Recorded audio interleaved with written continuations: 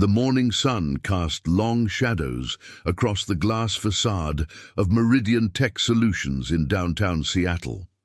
Rain had swept through the city overnight, leaving the streets glistening under the grey November sky. Inside the 15th floor office, Marcus Chen stood by the floor-to-ceiling windows, watching ferries cross Elliott Bay as he mentally prepared for the day ahead. At 34, Marcus had built a reputation as a decisive operations manager. His corner office overlooked the Space Needle, a constant reminder of how far he'd climbed in just 8 years. Today was particularly important. The company had landed its biggest client yet, a healthcare network needing a complete digital infrastructure overhaul. The project was worth $12 million and could define Meridian's future in the Pacific Northwest market. "Marcus, the new hires are in the lobby," his assistant Jennifer announced through the intercom. "Should I send them up?" "Give me 5 minutes," Marcus replied, straightening his tie. He grabbed the folder containing the new team members' resumes. 3 senior developers, 2 project coordinators, and 1 systems architect, all carefully selected, all with impressive credentials from companies like Amazon, Microsoft, and Google. This was his dream team. The lobby elevator chimed, and Marcus watched as the new employees filed into the office. They looked exactly as he'd imagined, confident, well-dressed professionals carrying leather portfolios and premium laptops. He shook hands with each one, noting their firm grips and direct eye contact. These were people who knew their worth. As he was about to lead them to the conference room for orientation, the elevator chimed again. A woman stepped out, and Marcus's first thought was that she must be lost. She wore a faded denim jacket over a simple grey sweater, worn jeans and scuffed sneakers. Her dark hair was pulled back in a messy ponytail, and she carried a backpack that had seen better days. She looked around the sleek office with wide eyes, seeming uncertain and out of place among the modern furniture and contemporary art pieces. Marcus approached her with what he hoped was a gentle smile. "Can I help you? Are you looking for someone?" The woman turned to him, and he noticed the tiredness in her eyes, the kind that spoke of sleepless nights and worry. "I'm here for the orientation," she said quietly. Her voice had a slight rasp to it, as if she'd been talking too much or not enough. Marcus felt a pang of sympathy mixed with confusion. "I'm sorry, but I think there might be some mistake. Are you sure you're in the right place? This is Meridian Tech Solutions." "I know," she replied, reaching into her backpack. She pulled out a crumpled piece of paper. "I received this email. I'm supposed to start today." Marcus took the paper, scanning it quickly. His stomach sank slightly as he saw the Meridian letterhead and the official offer letter. But there must be some error. This woman didn't fit any profile they'd been hiring for. Perhaps she was here for an administrative position, or maybe janitorial services. "What position are you here for?" he asked, trying to keep his tone neutral. "Systems architect," she answered, her voice barely above a whisper. Marcus blinked. The systems architect position was arguably the most critical role on the team. It required someone with at least 15 years of experience, multiple certifications, and a track record of managing complex enterprise systems. He looked at the woman again, taking in her appearance, her cheap clothing, the way she seemed to shrink under his gaze. "I see," he said slowly. "And your name is? Sarah Mitchell?" Marcus pulled out his phone and quickly scrolled through his emails, searching for her resume. When he found it, his confusion only deepened. According to the file his HR department had sent, Sarah Mitchell had an impressive background. A computer science degree from Stanford, 15 years at various tech companies, expertise in legacy system migration, and glowing recommendations. But looking at the woman standing before him, he found it hard to reconcile the resume with reality. "Why don't you join the others?" Marcus finally said, gesturing toward the conference room where the rest of the new team had gathered. "We're about to start." Sarah nodded and moved past him, her shoulders hunched, as if trying to make herself smaller. Marcus watched her go, a knot of concern forming in his chest. Something wasn't adding up. Had HR made a mistake? Had someone falsified credentials? In his experience, true experts carried themselves with confidence. They wore success like a badge. This woman looked like she was one bad day away from falling apart completely. In the conference room, Marcus began the orientation presentation. He outlined the project scope, the timeline, the expectations. The other new hires asked sharp questions, took detailed notes, and engaged with enthusiasm. Sarah sat in the back corner, barely visible behind a taller colleague, saying nothing.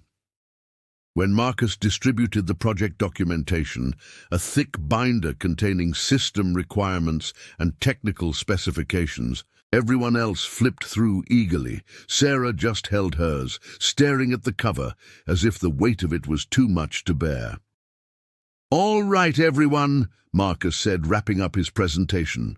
"Take the rest of the day to review these materials. Tomorrow we'll have departmental meetings where you'll get more specific assignments. Sarah, can you stay behind for a moment?" The others filed out, chatting among themselves, already forming connections. Sarah remained seated, her hands clasped tightly in her lap. Marcus pulled up a chair across from her, trying to project both authority and compassion. "Sarah, I want to be direct with you," he began. "I'm looking at your resume, and it's impressive, very impressive, but I have to admit I'm a bit surprised. You seem uncertain. Is everything okay? Are you sure you're ready for this role?" Sarah looked up at him, and for a moment he saw something flash in her eyes, something that might have been anger or hurt.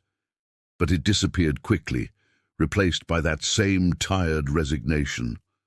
"I can do the job," she said simply. "I'm not doubting your abilities," Marcus lied, because he absolutely was doubting them. "I just want to make sure you're in the right position. This project is extremely high pressure. We have tight deadlines, demanding clients, and no margin for error. If you need some time, or if you prefer a different role, something perhaps less intense while you get settled, I can make arrangements." "I don't need arrangements," Sarah replied, her voice firmer now. "I know what I signed up for. I've handled bigger projects than this." Marcus leaned back, studying her. There was a disconnect between her words and her appearance, between her credentials and her demeanor. He made a mental note to call HR and verify her background more thoroughly. In the meantime, he'd keep a close eye on her performance. "Okay," he said, standing up. "Then I'll see you tomorrow morning. 9 sharp. Don't be late." "I won't be."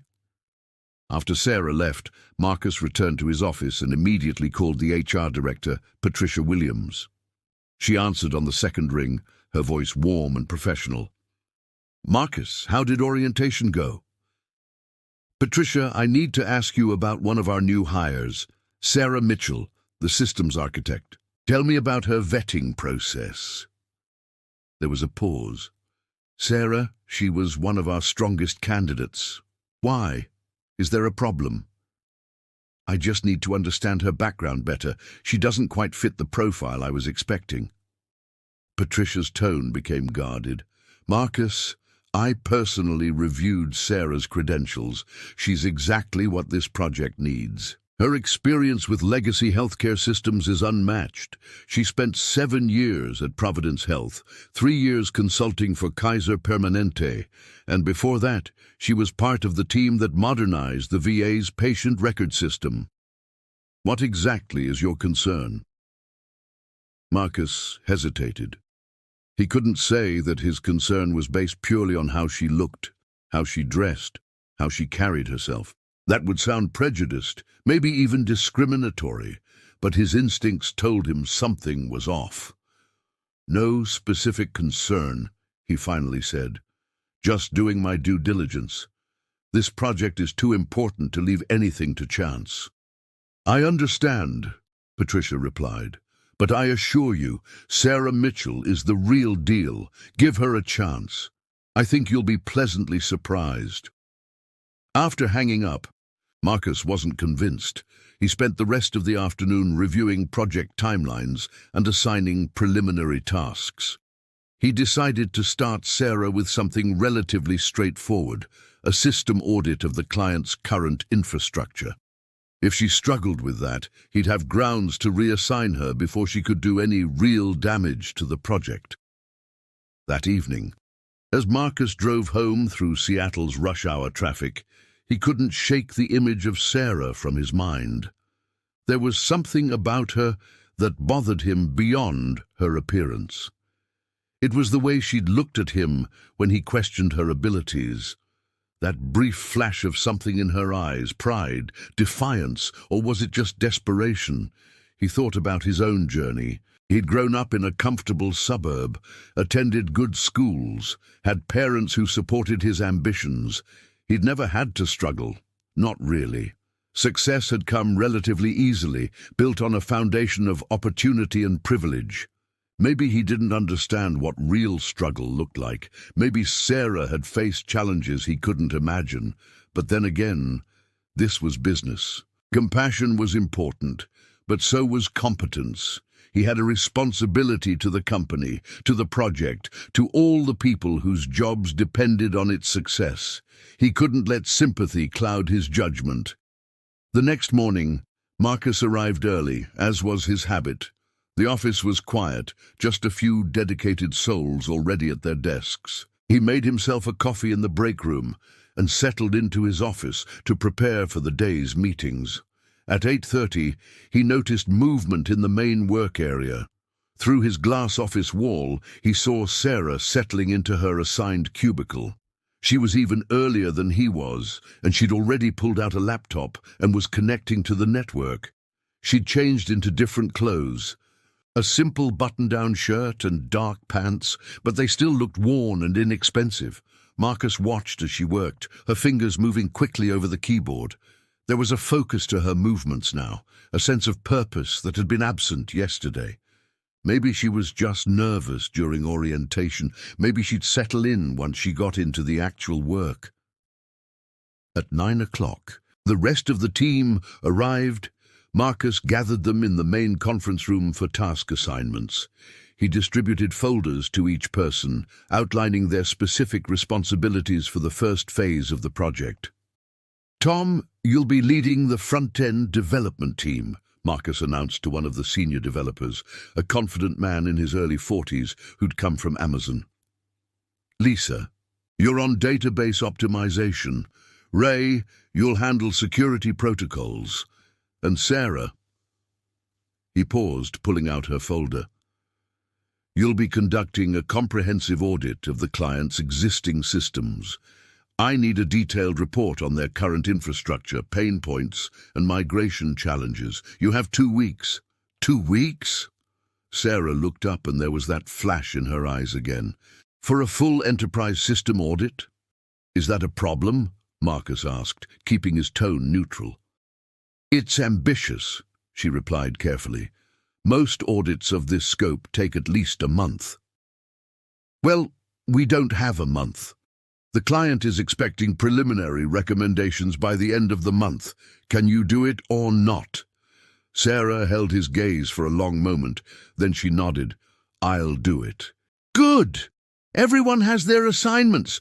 Let's make this project a showcase for what Meridian can do."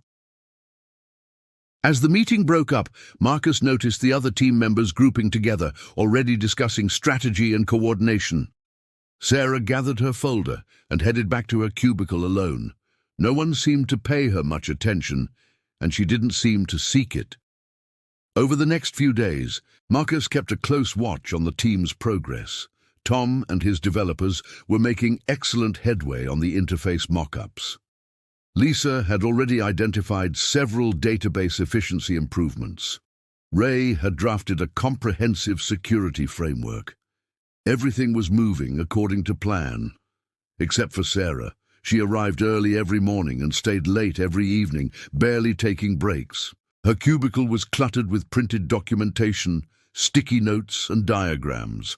She rarely spoke to anyone, rarely left her desk except for coffee or bathroom breaks. When Marcus checked in with her, she assured him everything was progressing well, but she never showed him anything concrete. On Friday afternoon, Marcus stopped by her cubicle. "Sarah, I need to see what you've got so far."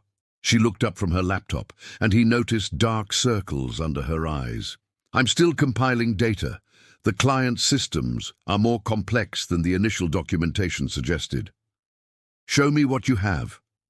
Sarah hesitated, then turned her laptop toward him.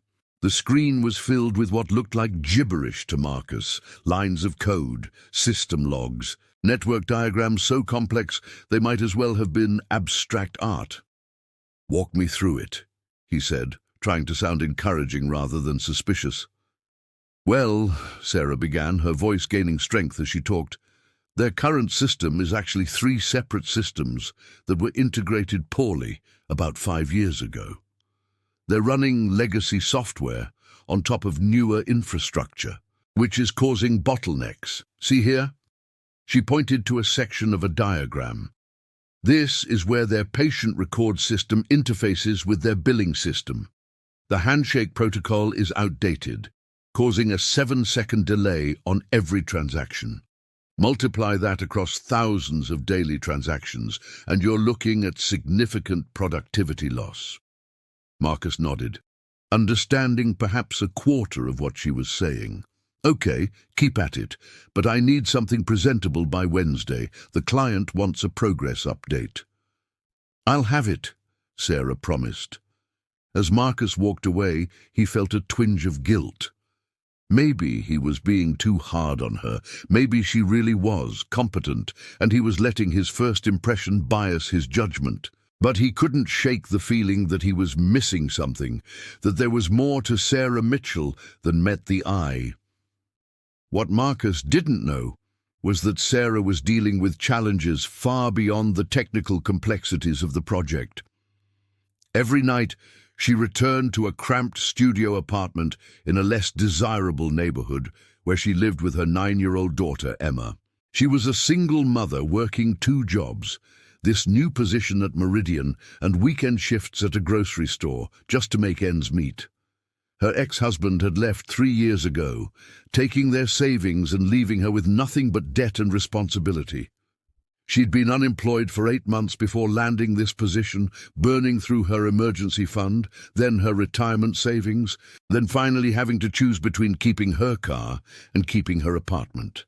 She'd chosen the apartment, which meant she now took 2 buses to get to work, a 90-minute commute each way. The clothes she wore weren't a fashion choice. They were literally all she had.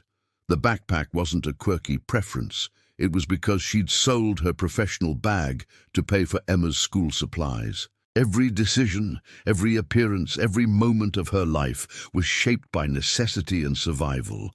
But Sarah Mitchell was also one of the most talented systems architects in the country. Her resume was genuine, every word of it. She'd built her career on brilliance and determination, rising through ranks on pure merit. The hardships of the past few years hadn't diminished her skills. If anything, they'd sharpened her focus. She knew exactly how precious this opportunity was, and she was determined not to waste it. That weekend, while Marcus enjoyed brunch with friends at a trendy Capitol Hill restaurant, Sarah was in the public library with Emma, working on her audit, while her daughter did homework beside her. While Marcus went sailing on Lake Union, Sarah was interviewing the client's IT staff over video calls, taking meticulous notes. While Marcus relaxed, Sarah was proving that first impressions, no matter how compelling, can be devastatingly wrong. Monday morning arrived with typical Seattle drizzle. Marcus came into the office to find Sarah already at her desk, looking even more exhausted than before. He was about to walk past when he noticed something different about her workspace. The clutter had been organized, the sticky notes had been arranged into a coherent pattern, and there, on her desk, was a bound report, at least 200 pages thick. "Is that the audit?" Marcus asked, unable to hide his surprise. Sarah looked up and gave a small, tired smile. Initial findings. The full report will be ready Wednesday as promised, but I thought you might want to see the executive summary early. Marcus picked up the report. The cover page alone was more professional than anything he'd expected. He flipped through quickly, seeing charts, graphs, detailed analyses, and clear, actionable recommendations. It was extraordinary work, the kind of comprehensive assessment that usually required a team of consultants and months of effort. "Sarah, this is really good." "Thank you," she said simply. "How did you... this is more than I expected in such a short time." Sarah's smile faded slightly. "This is what I do, Marcus. This is what I've always done. I know you had doubts.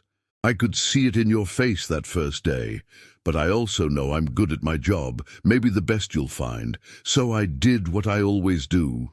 I proved it." Marcus felt heat rise in his face. She'd seen through him from the start, recognized his assumptions, his prejudices, his doubt, and rather than complain or give up, she'd simply outworked everyone, including his own expectations. "I apologize," he said quietly. "I made assumptions I shouldn't have made." "Yes, you did," Sarah agreed, "but you're not the first and you won't be the last. People see what they want to see. I've learned to work with that." "Well, for what it's worth, you've got my full support now. This report is going to blow the client away." "That's the goal," Sarah said, turning back to her laptop. "Now, if you'll excuse me, I have about 50 hours of work to squeeze into the next 48 hours. Marcus walked back to his office with the report, feeling a complex mixture of shame, admiration, and curiosity. He'd been wrong about Sarah Mitchell, completely and utterly wrong, but that raised an even more pressing question. What else was he wrong about? And more importantly, how could he begin to make it right? Wednesday morning brought crisp November air and a sense of anticipation that permeated the Meridian Tech Solutions office. Today was the big presentation to the client, Cascadia Health Network, and Marcus had spent the previous night reviewing Sarah's full audit report for the third time. Each reading revealed new layers of insight and expertise that left him increasingly impressed and increasingly guilty about his initial judgment. The conference room had been prepared meticulously. The long mahogany table was polished to a shine, the video conferencing system tested and retested, and Jennifer had arranged a continental breakfast that would make any Seattle coffee shop jealous. Marcus arrived 30 minutes early, which meant he was surprised to find Sarah already there, setting up her presentation materials. She'd dressed more formally today, wearing what was clearly her interview suit, a navy blazer and matching pants that were slightly out of style, but clean and pressed. Her hair was neatly pulled back, and she'd made an effort with minimal makeup. She still didn't look like the slick tech executives Marcus usually worked with, but there was a quiet professionalism about her that he'd failed to notice before. "Morning," Marcus said, setting down his coffee. "Are you ready?" Sarah looked up from her laptop. "As ready as I'll ever be. I've prepared 3 versions of the presentation. A technical deep dive for their IT staff, a strategic overview for their executives, and a simplified version for board members who might not have technical backgrounds. Which do you think we'll need?" Marcus blinked. He'd been expecting one PowerPoint deck, not a customized approach for different audiences. That's very thorough. We'll have their CTO, CFO, and 2 board members. I'd say start with the strategic overview and be ready to dive deeper if they ask technical questions. "Got it," Sarah said, adjusting her presentation accordingly. Over the next 15 minutes, the rest of the Meridian team filtered in. Tom, Lisa, and Ray looked confident and relaxed, dressed in the casual professional style typical of Seattle tech culture. They greeted each other warmly. grabbed pastries, and chatted about their weekend plans. Sarah remained at the head of the table, reviewing her notes, separate from the group dynamics. At precisely 9 o'clock, the video conference screen lit up with the faces of the Cascadia Health Network leadership team. Dr. Robert Harrison, the CEO, appeared first, a distinguished man in his late 50s with silver hair and the weary eyes of someone who'd spent too many years navigating healthcare bureaucracy. Next came Linda Torres, the CFO, sharp-featured and sharper-minded. Then Michael Yamamoto, the CTO, who looked skeptical before anyone had even spoken. Finally, two board members, Margaret Chen and David Williams, both looking like they'd rather be anywhere else. "Good morning, everyone," Marcus began, his practiced presentation voice smooth and confident. "Thank you for joining us today. We're excited to share our initial findings from the system audit. Over the past 2 weeks, our team has conducted an extensive analysis of your current infrastructure, and we have some significant insights to share." He paused, glancing at Sarah. This was the moment. He was handing her the spotlight, hoping she would shine, and quietly terrified she might stumble. "I'd like to introduce Sarah Mitchell, our lead systems architect. Sarah has 15 years of experience in healthcare IT, including significant work with legacy system migrations. She'll be walking you through her findings." Sarah stood, and Marcus noticed her hands were steady as she advanced her first slide. When she spoke, her voice was clear and authoritative, completely different from the uncertain whisper he'd heard on her first day. "Good morning. What I'm about to show you isn't going to be comfortable to hear, but it's necessary. Your current system isn't just outdated. It's costing you approximately $3.2 million annually in lost productivity, redundant processes, and data management inefficiencies." The Cascadia leadership team shifted in their seats. Dr. Harrison leaned forward. $3 million? How did you calculate that?" Sarah advanced to her next slide, which showed a detailed breakdown of costs. "I analyzed 6 months of your system logs, interviewed 47 of your staff members, and mapped every data transaction across your 3 primary systems. The integration you implemented 5 years ago created 17 different bottlenecks. Each bottleneck causes delays, requires manual intervention, or leads to errors that must be corrected later. When you multiply these inefficiencies across your daily operations, the cost becomes substantial." "That seems high," Michael Yamamoto, the CTO, interjected. There was defensiveness in his voice, which made sense. He'd probably overseen that integration 5 years ago. "Our consultants at the time said the integration was successful." "It was successful in connecting your systems," Sarah agreed, her tone diplomatic but firm. "But successful connection isn't the same as efficient operation. Let me show you a specific example." She pulled up a screen recording showing a typical patient check-in process. "This is one of your front desk staff logging a new patient visit. Watch the timestamp. They enter the patient information here, which takes about 90 seconds. Then they save it and the system processes. See this loading screen? That's 7 seconds. Doesn't seem like much, right? But now they have to enter the same information into your billing system because your integration doesn't automatically sync this particular data type. That's another 2 minutes. Then they have to manually trigger the sync to your medical record system. Another 15 seconds. Sarah let the video play out. The entire process took nearly 4 minutes for what should have been a 30-second task. Now multiply that across every patient interaction, every day, across all your facilities. You process approximately 1,800 patients daily. That's over 100 hours of staff time wasted every single day, just on this one process. The room was silent. Even through the video conference, Marcus could see the Cascadia team exchanging uncomfortable glances. "But here's the good news," Sarah continued, her presentation shifting to a more optimistic tone. "Every one of these inefficiencies is fixable. Not only fixable, but in some cases, we can automate processes you're currently doing manually, creating capacity for your staff to focus on patient care rather than system navigation. For the next 45 minutes, Sarah walked through her findings with a mastery that left Marcus stunned. She anticipated every question before it was asked.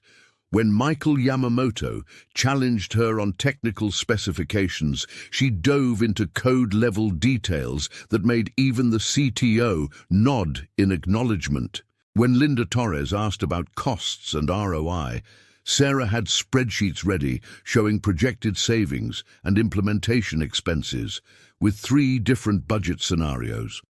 But what impressed Marcus most was how Sarah handled Dr. Harrison's concerns about patient care disruption during the transition. Dr. Harrison, I've worked on 7 major healthcare system migrations, Sarah said, her voice taking on a gentler tone. I know your primary concern isn't technology, it's patients. Every decision we make has to prioritize uninterrupted care. That's why I've designed the migration in phases, with redundant systems running in parallel during each transition. At no point will your staff be unable to access patient records or critical systems. Dr. Harrison's expression softened. You understand healthcare? I do, Sarah replied. My daughter has a chronic condition. I've sat in waiting rooms while overworked staff struggled with computer systems. I've watched nurses spend more time entering data than talking to patients. I know what's at stake here. This isn't just about technology, it's about giving healthcare workers their time back so they can do what they do best. Care for people. There was a moment of connection across the video conference, a human understanding that transcended charts and technical specifications. Marcus saw it happen and realized this was what true expertise looked like. It wasn't just knowledge, it was wisdom, empathy, and the ability to translate complex concepts into human terms. After the presentation concluded, the Cascadia team asked for a few minutes to confer privately. Marcus muted the video conference and turned to his team. That was exceptional, he said, looking directly at Sarah. Truly exceptional. The other team members murmured agreement, though Marcus noticed some of them looked slightly embarrassed. They'd probably shared his initial skepticism about Sarah, and they were now confronting their own biases.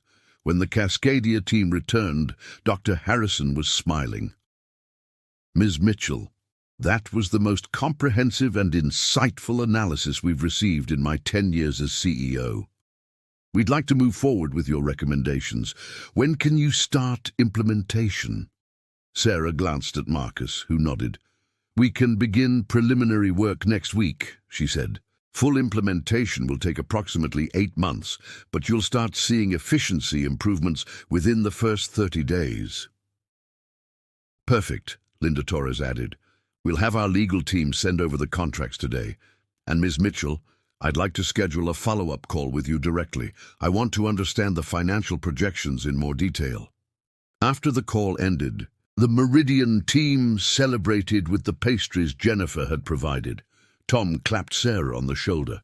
That was masterful, he said. Where did you work before this? Around, Sarah replied vaguely. She was already packing up her materials, ready to return to her cubicle. Marcus stopped her at the door. Sarah, do you have a minute? They stepped into a smaller conference room, away from the others. Marcus closed the door and took a deep breath. I owe you an apology, he said. A real one.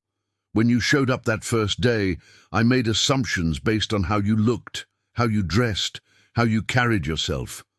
I doubted your abilities before you'd even opened your mouth. That was wrong, and it was prejudiced, and I'm sorry. Sarah regarded him quietly. Why are you telling me this now? Because I did good work? Partially, Marcus admitted, but also because I've been thinking about how I evaluate people, what criteria I use, what biases I might have. I realized I've been operating on assumptions my whole career. Successful people look a certain way, act a certain way, present themselves a certain way. Anyone who doesn't fit that mold gets dismissed or underestimated. That's a very self-aware realization, Sarah said, though her tone suggested she wasn't entirely convinced of his sincerity. It's not just about you, Marcus continued. It's about how many other talented people I might have overlooked or undervalued. How many opportunities I've missed because I couldn't see past surface appearances. Sarah set down her materials and leaned against the conference table. For the first time since he'd met her, she looked willing to have an actual conversation rather than just tolerate his presence. Can I be honest with you, Marcus? Please. That first day, when you looked at me like I was lost or in the wrong place, it wasn't new. I've been looked at that way for 3 years, ever since my life fell apart. My ex-husband left me with nothing. Not just broke, but actually in debt. I lost my house, my car, my savings. I was unemployed for 8 months, and during that time I had to make choices I never thought I'd make. Selling my belongings, shopping at thrift stores, accepting charity from food banks. Every interview I went to, I could see the same look in people's eyes that I saw in yours.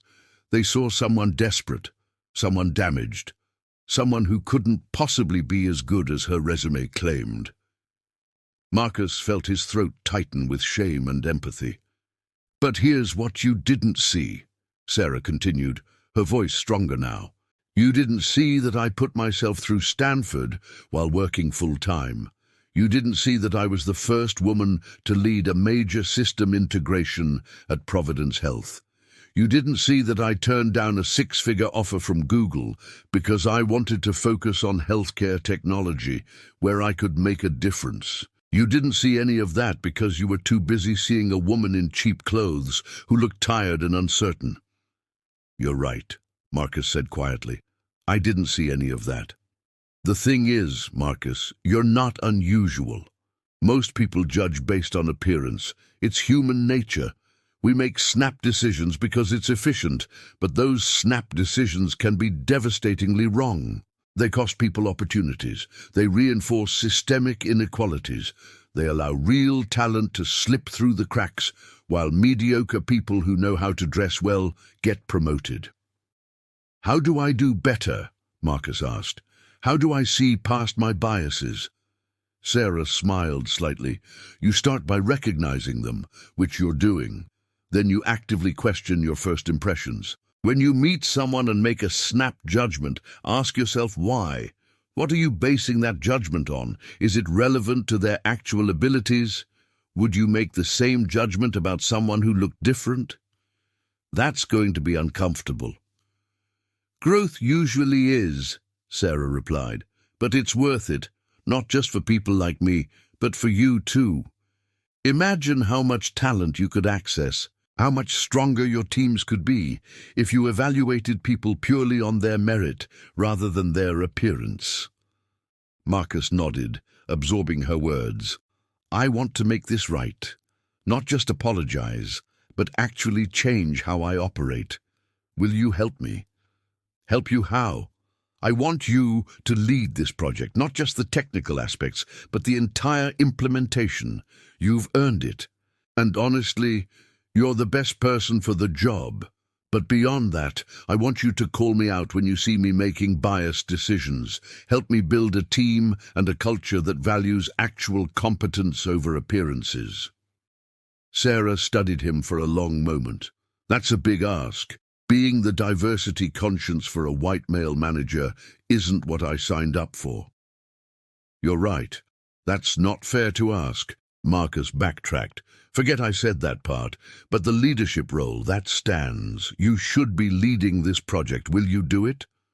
On one condition, Sarah said. Name it. I need flexibility. I'm a single mother. I have a daughter who needs me. Some days I might need to leave early or work from home. I'll put in the hours and I'll deliver the results, but I need that flexibility. Can you give me that? Absolutely, Marcus agreed immediately. We should have that policy for everyone, honestly. Work-life balance shouldn't be a privilege. It should be standard. Well, it's not standard in most tech companies, Sarah said. But if you're serious about changing culture, that's a good place to start. They shook hands, and Marcus felt a sense of possibility he hadn't experienced in years. This project was going to be successful. He could feel it now. But more than that, he was embarking on a journey of personal growth that would challenge everything he thought he knew about leadership, talent, and success. Over the following weeks, Sarah's leadership transformed not just the project, but the entire team dynamic. She held daily stand-up meetings where everyone, regardless of position, could voice concerns and ideas. She instituted a mentorship program where senior developers like Tom worked directly with junior staff, sharing knowledge rather than hoarding it. She created detailed documentation for every process, ensuring that knowledge wasn't siloed in individual minds, but shared across the team. Most importantly, she demonstrated through her actions what real expertise looked like. When problems arose, and they did frequently, Sarah didn't panic or assign blame. She analyzed, adapted, and solved. When team members made mistakes, she used them as teaching opportunities rather than opportunities for criticism. Marcus watched all of this with growing admiration. He also began noticing things he'd never paid attention to before, like how the office culture implicitly favored people without family obligations, how meetings were scheduled without considering school pickup times, how team bonding happened over expensive dinners and drinks that not everyone could afford, how the dress code, though officially casual, still carried unspoken expectations about brand names and style. He started making changes. Flex time became official policy. Meetings were scheduled during core hours only. Team bonding expanded to include family-friendly activities. The office added a lactation room and a quiet space for people who needed it. These changes weren't dramatic, but they sent a message. All people were valued, not just those who fit a particular mold. One Friday evening, about 6 weeks into the project, Marcus was working late when he noticed Sarah's light still on. He walked over to her office. She'd been promoted to an actual office now, with a window view and a door she could close, and knocked gently. "Come in," she called. Sarah was surrounded by papers and whiteboards covered in diagrams. She looked tired but engaged, deeply focused on solving some complex problem. "It's 7:30 on a Friday," Marcus observed. "Shouldn't you be home with Emma?" Sarah looked up, surprised he remembered her daughter's name. "She's at a sleepover tonight. Rare free evening, so I'm taking advantage." "Well, even rare free evenings should include some relaxation," Marcus said. "There's a group of us going to get Thai food in Capitol Hill. Want to join?" Sarah hesitated. "I don't know." "Come on," Marcus encouraged. "The team would love to have you there. And between you and me, I think you've earned some social time." "Marcus, I appreciate the invitation, but I can't really afford. It's on the company." Marcus interrupted gently. "Team dinner happens once a month. Should have invited you to the last one, actually. My oversight." Sarah smiled. "In that case, I'd love to." At dinner, Marcus watched Sarah interact with the team in a more relaxed setting. She talked about her daughter, shared stories from her previous jobs, and even laughed at Tom's terrible jokes. The other team members clearly respected her, but Marcus realized they were also growing to like her. The initial awkwardness, the sense of her being an outsider, was fading. On the drive home that night, Marcus reflected on how much had changed in just a few weeks. A project that had started with doubt and assumptions had transformed into something meaningful. Sarah hadn't just proven her technical expertise. She'd demonstrated what true leadership looked like, and in the process, she'd held up a mirror to Marcus's own shortcomings, forcing him to confront biases he hadn't even known he carried. The next week brought a new challenge that would test everything they'd built together and reveal just how deep Sarah's expertise truly ran. The call came at 4:30 in the morning on a Tuesday. Marcus fumbled for his phone in the darkness. his mind struggling to process why anyone would be calling at this ungodly hour. The name on the screen made his heart rate spike. Michael Yamamoto, Cascadia Health's CTO.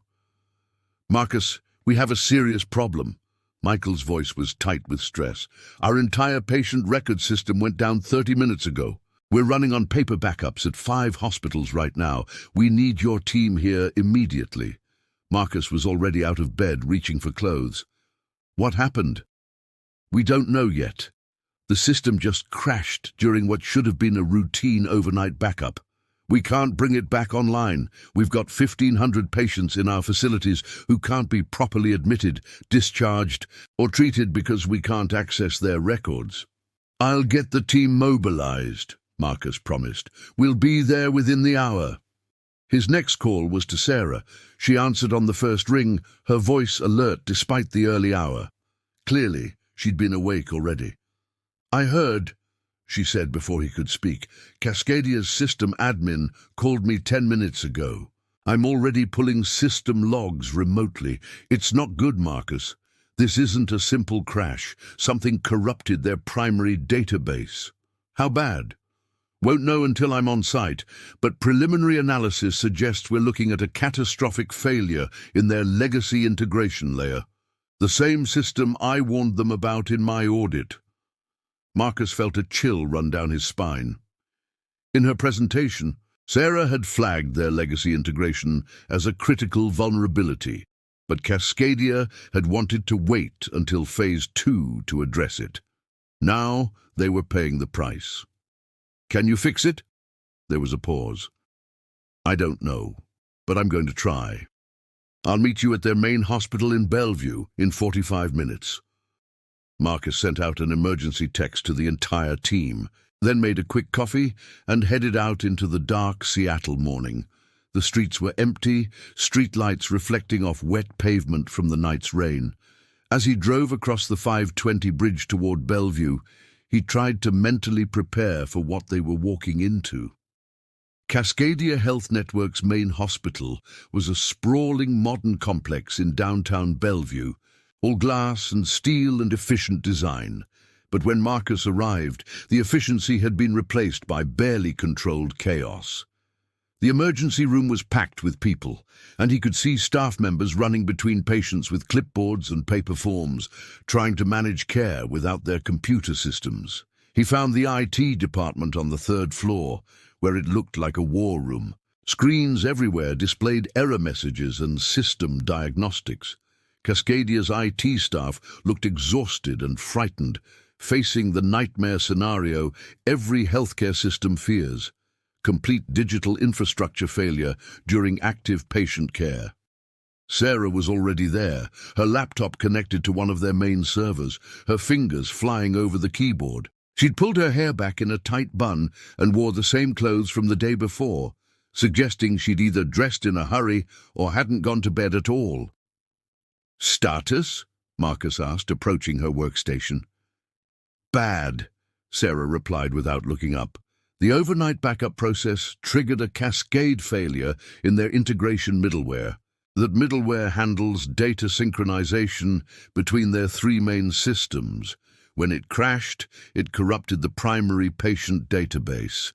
We're looking at approximately 42,000 patient records that are currently inaccessible. Michael Yamamoto appeared beside them, looking grey with stress.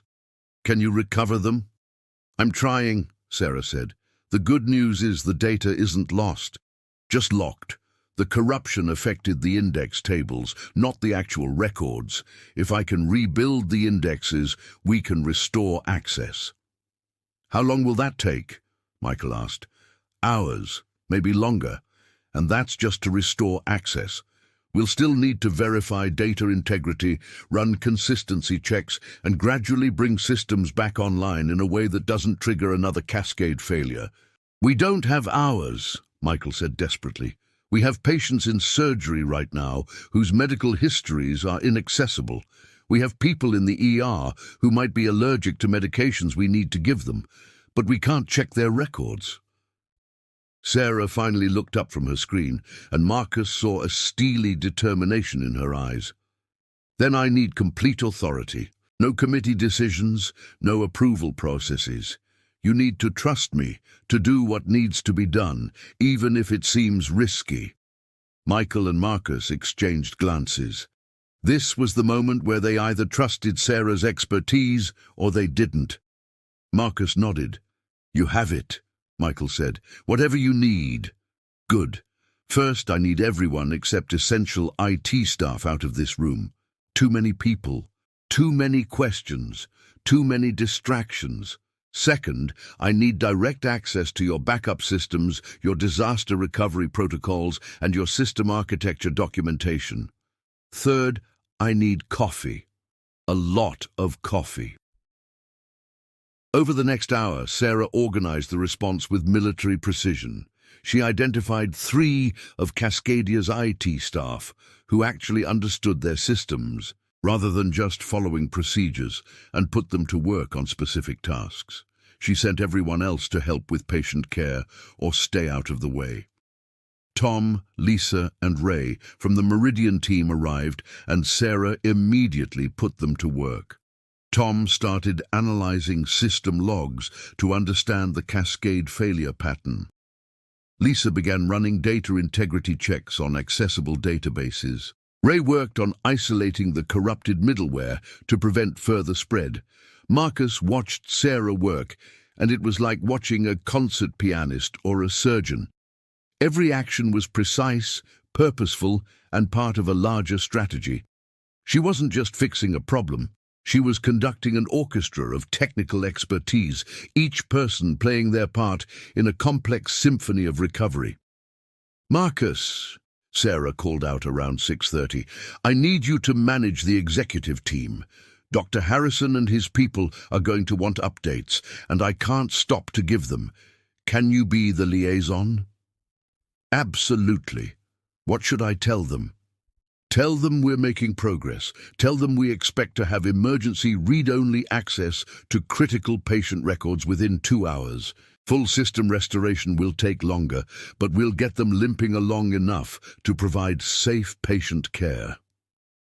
"Will we actually achieve that timeline?" Sarah gave him a grim smile. "I have no idea, but it gives them something to hope for, and it gives us a target to shoot for."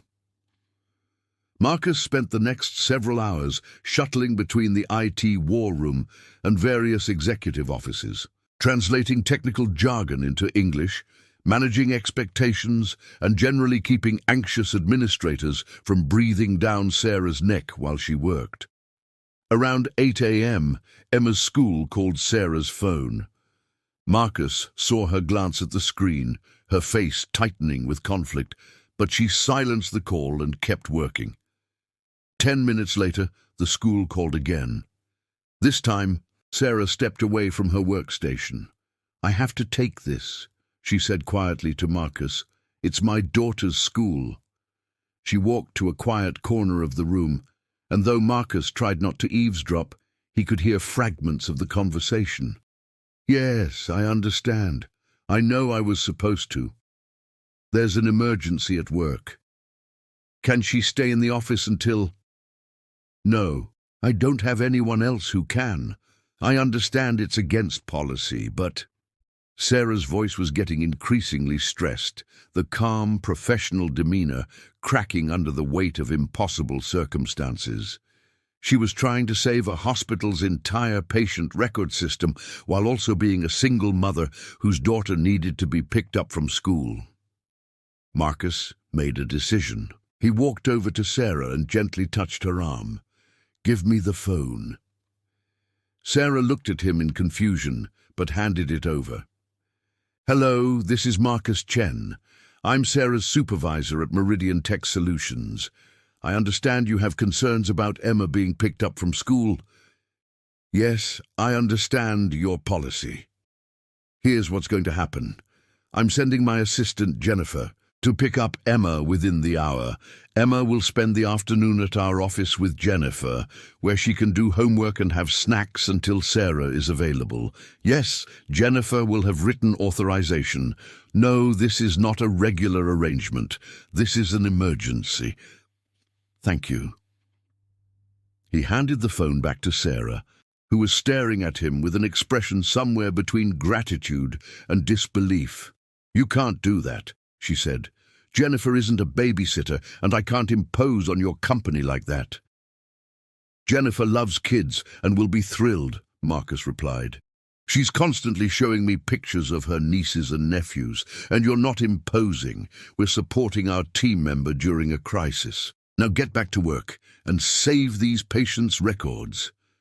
Sarah's eyes were suddenly bright with unshed tears.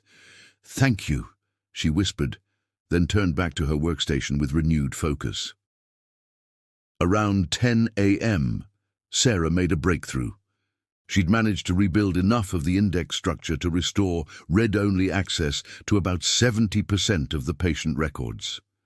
It wasn't perfect, but it was enough for clinicians to check medical histories, allergies, and current medications. The emergency room could function again. We're not out of the woods, Sarah announced to the team, but we're no longer in immediate crisis mode. The next phase is going to take longer. We need to completely rebuild the integration middleware, which means essentially rewriting 3 years of code. How long? Michael asked.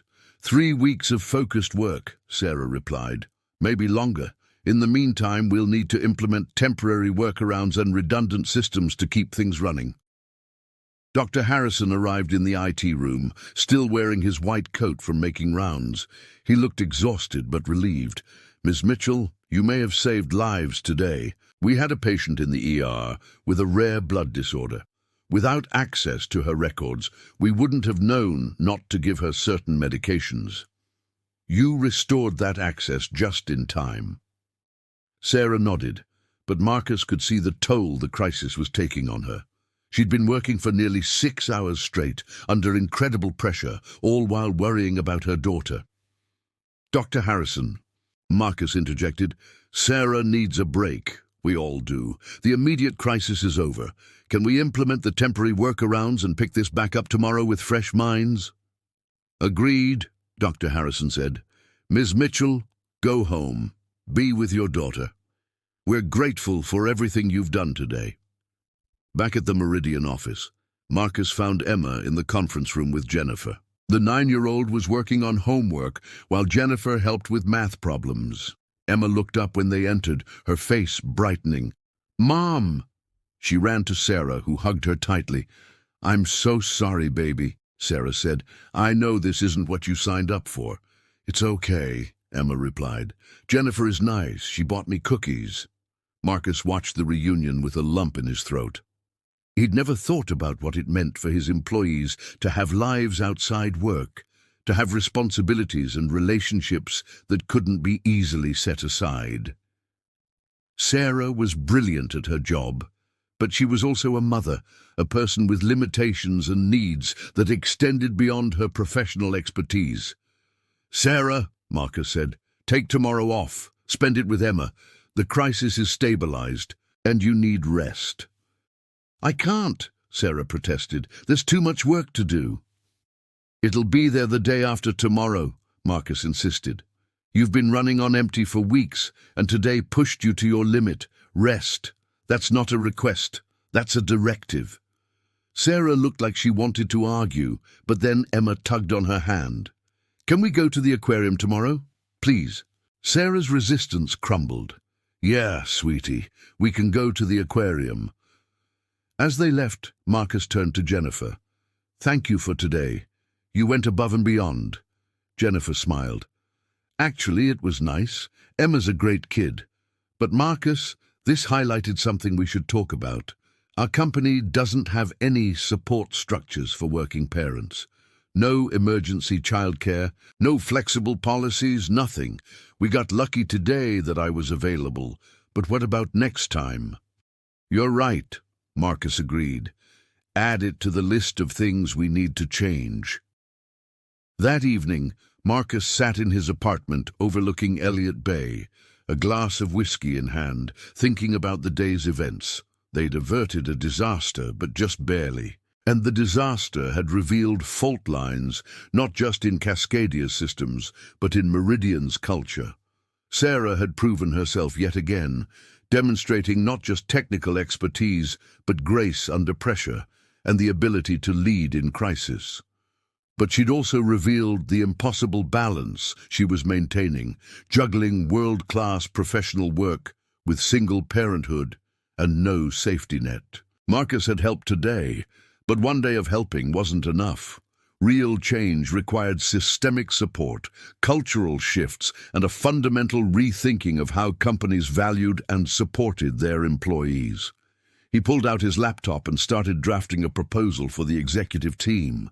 Emergency childcare benefits, flexible work arrangements, mental health support, family leave policies. None of these things were revolutionary.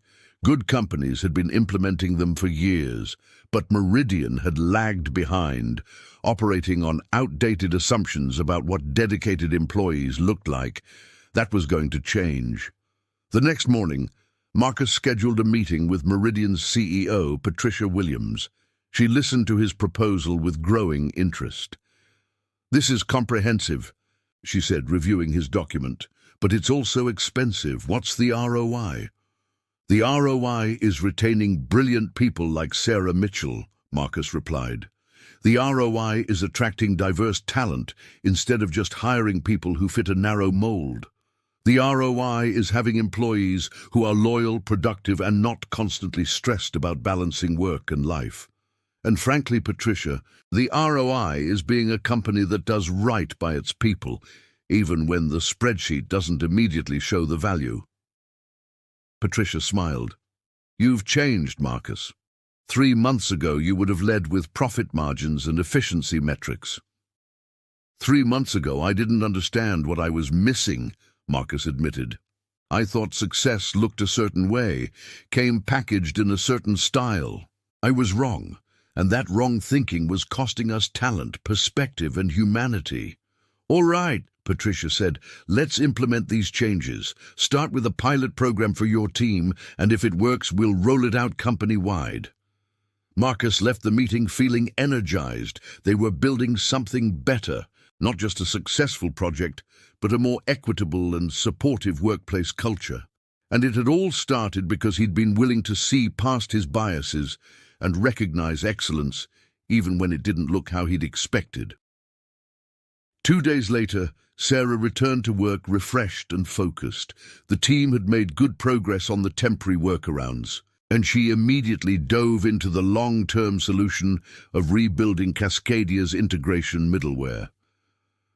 "How was the aquarium?" Marcus asked during their check-in meeting. Sarah's face lit up with a genuine smile. "Perfect.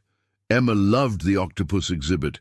And Marcus, I wanted to thank you for everything, not just the help with Emma, but for seeing me, really seeing me. That's rarer than you might think."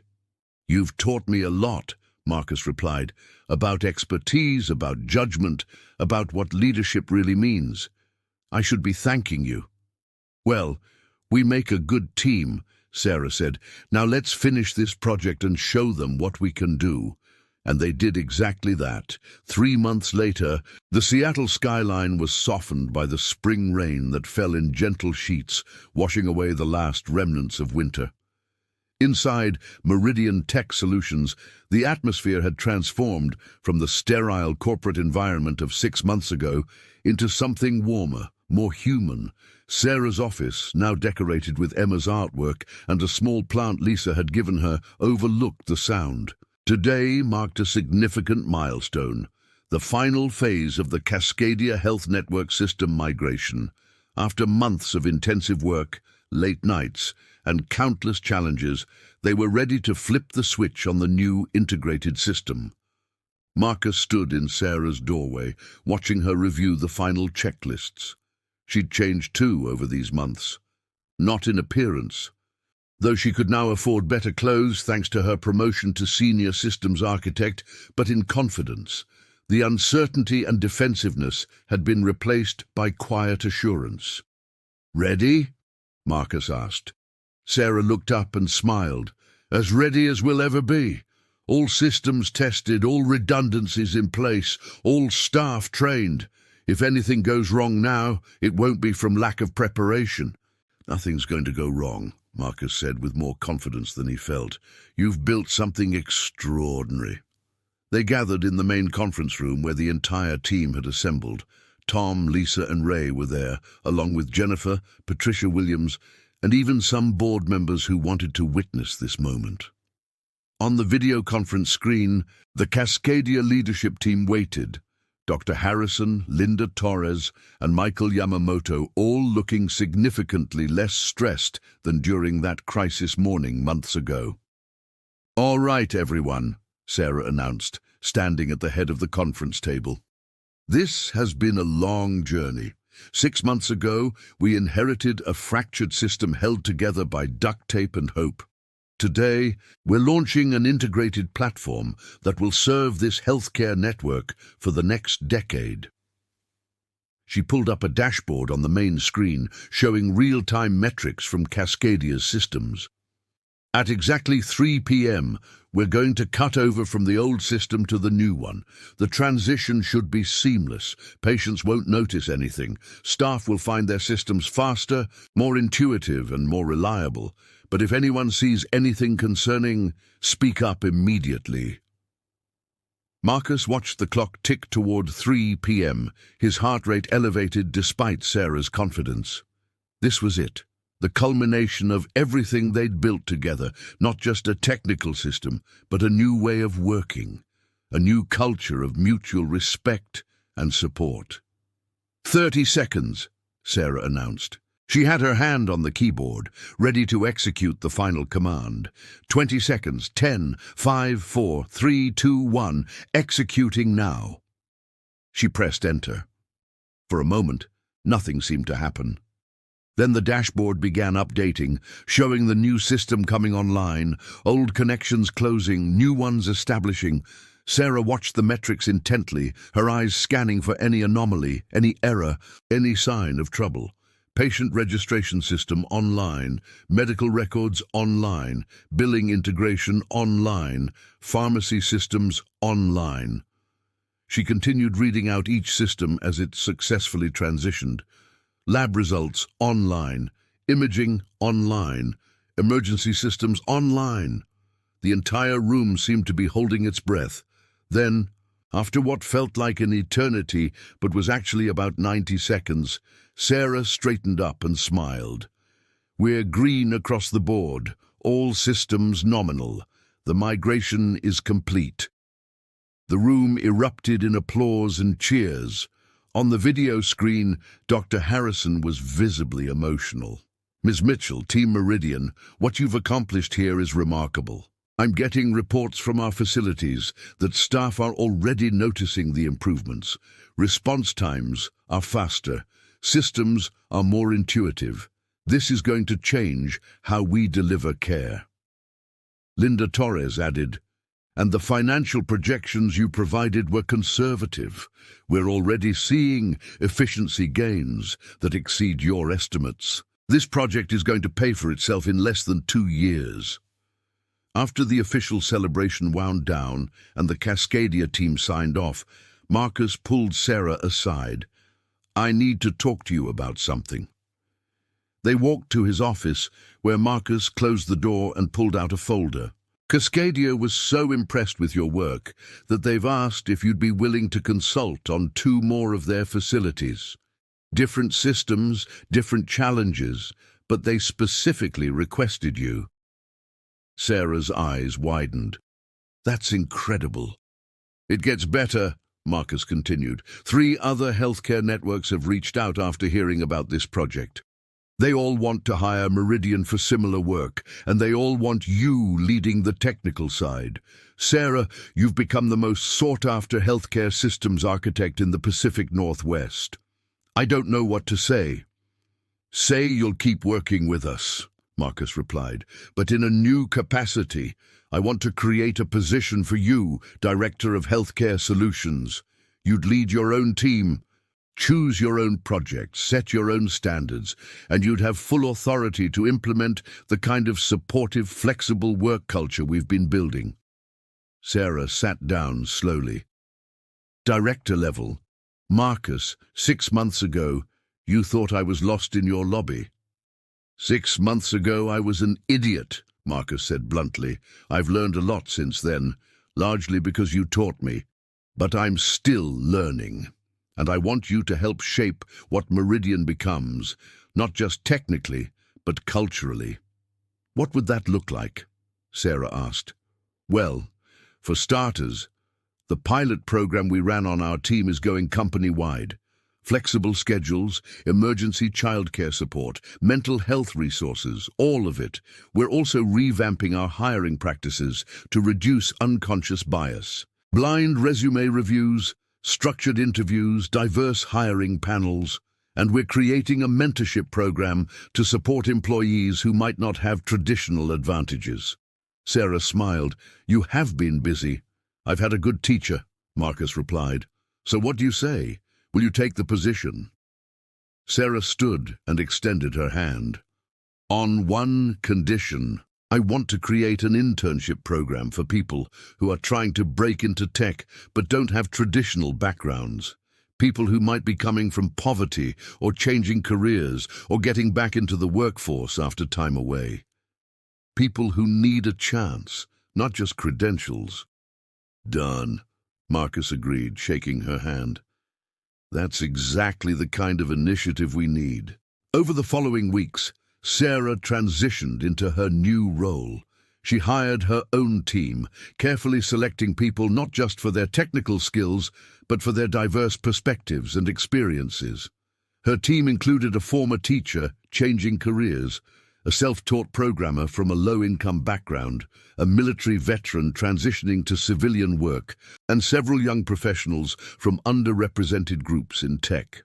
One afternoon, Marcus observed Sarah conducting an interview with a potential hire. The candidate was a young man who'd recently been released from prison and was trying to rebuild his life. His credentials were limited, just some coding classes he'd taken while incarcerated, but his passion was evident. Sarah asked him detailed technical questions, but she also asked about his problem-solving approach, his ability to learn, his commitment to the work. At the end of the interview, she offered him a position as a junior developer with full training and support. Later, Marcus asked her about the decision. Are you sure about him? He's a risk. Sarah gave him a pointed look. So was I, remember. Everyone deserves a chance to prove themselves. And I'm not going to let his past define his future the way people tried to let my circumstances define me. Marcus nodded, chastened. You're right. I'm still learning. We all are, Sarah replied. That's the point.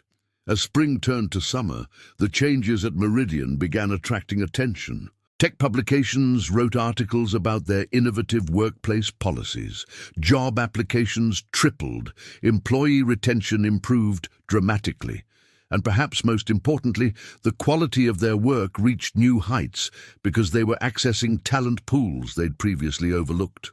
One warm June evening, Meridian hosted a company-wide event at a waterfront park. It was a family-friendly gathering, very different from the exclusive dinners and expensive outings of the past. Marcus watched as employees brought their children, parents, partners, and friends. He saw Tom teaching Emma how to skip stones across the water. He saw Lisa chatting with Sarah about balancing career and family. He saw the formerly incarcerated junior developer laughing with Ray about a coding challenge. Patricia Williams approached Marcus as he stood watching the scene. You know, when you first proposed these changes, I was skeptical, she admitted. I thought we'd lose our competitive edge, that flexibility would mean reduced productivity. And now, Marcus asked, now I see that our competitive edge isn't despite these policies. It's because of them. We're attracting better talent, retaining them longer, and getting more creative solutions because we have diverse perspectives. You were right, and I was wrong. I was wrong too, Marcus said, about a lot of things. It took Sarah showing up in my lobby to make me realize how much I didn't know about talent, about struggle, about what excellence really looks like. Sarah joined them, Emma at her side. The 9-year-old was clutching a blue ribbon she'd won in one of the event's games. "Look what I got, Mr. Chen," Emma said excitedly. "That's wonderful, Emma," Marcus replied. "What did you win it for?" "The coding challenge. Ms. Jennifer set up a kids' programming game, and I beat everyone." Marcus looked at Sarah with surprise. "She's coding already." "She's been learning," Sarah said proudly. "Turns out she inherited her mom's brain for systems, though hopefully she'll have an easier path than I did." "She will," Marcus promised, "because we're building that path, not just for her, but for everyone."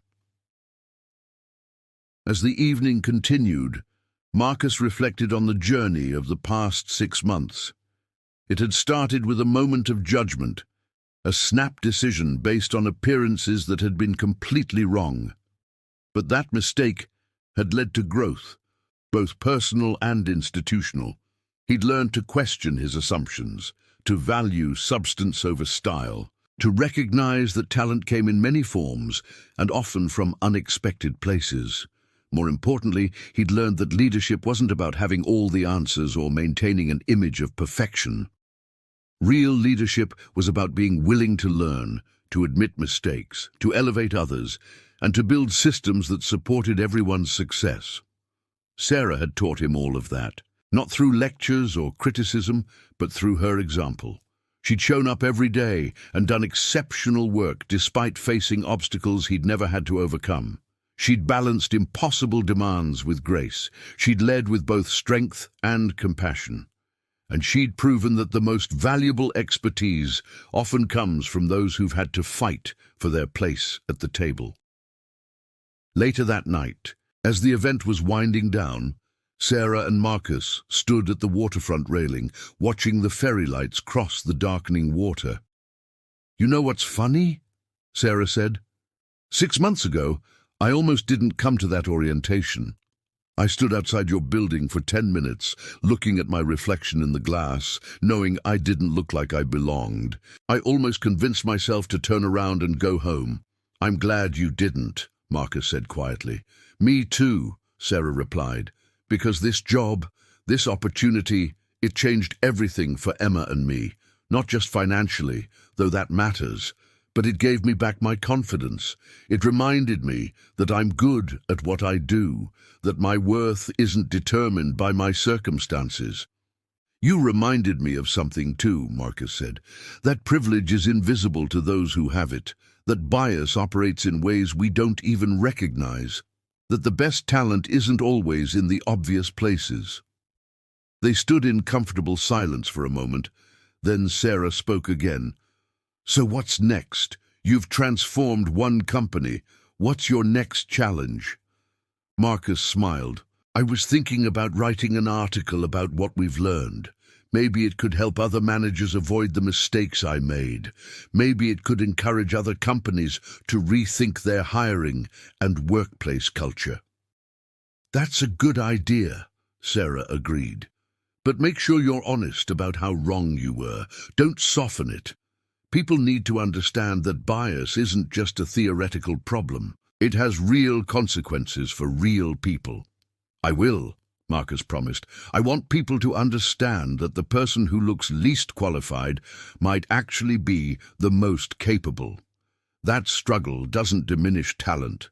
It often sharpens it. That we're all missing out when we judge based on appearances rather than ability." Sarah turned to him. "You've really changed, you know. The Marcus who met me in that lobby 6 months ago wouldn't have said any of this." "That Marcus was missing out on a lot," he replied. "He was comfortable in his biases, confident in his assumptions. He thought he knew what success looked like because his experience had been relatively easy. He needed someone to challenge those assumptions." "Well, I'm glad I could be that someone," Sarah said, "even if it meant starting out with you, thinking I was begging for work." They both laughed at that. The tension and hurt of that first day now transformed into something lighter, a shared story of growth and change. As Marcus drove home that night, he thought about all the Sarah Mitchells out there in the world. Talented, capable people who were being overlooked or underestimated because they didn't fit conventional expectations. People who were struggling not because they lacked ability, but because they lacked opportunity, facing barriers that were invisible to those who'd never encountered them. He couldn't fix systemic inequality by himself, but he could make sure his company was a place where talent was recognized and supported, regardless of how it was packaged. He could use his position and privilege to create opportunities for others. He could keep learning, keep growing, keep challenging his own biases. That was the real lesson Sarah had taught him. Change starts with recognizing your blind spots, but it continues with taking concrete action to address them. Words and intentions weren't enough. You needed policies, practices, and persistent effort. 6 months earlier, Marcus had seen a woman in his lobby and made assumptions based on her appearance. He'd been wrong in almost every way possible, but he'd been willing to recognize his error, learn from it, and change because of it. That willingness to grow, to admit mistakes, to value people over appearances, that was what had transformed not just a project, but an entire company culture. And it all started because someone who looked like she was begging for work turned out to be the only real expert there. The irony wasn't lost on Marcus. The person he'd almost dismissed had become his most valuable team member, his teacher, and ultimately a catalyst for making Meridian Tech Solutions a better company. As Seattle's lights twinkled in his rearview mirror, Marcus smiled. Tomorrow would bring new challenges, new opportunities to learn, new chances to build something better, and he was ready for all of it. Thanks to a woman in a faded denim jacket who taught him that excellence doesn't announce itself with expensive clothes and confident swagger. Sometimes it arrives quietly, looking uncertain and out of place, waiting for someone to look past the surface and see the extraordinary talent underneath. Marcus had learned to see it, and that made all the difference. The end.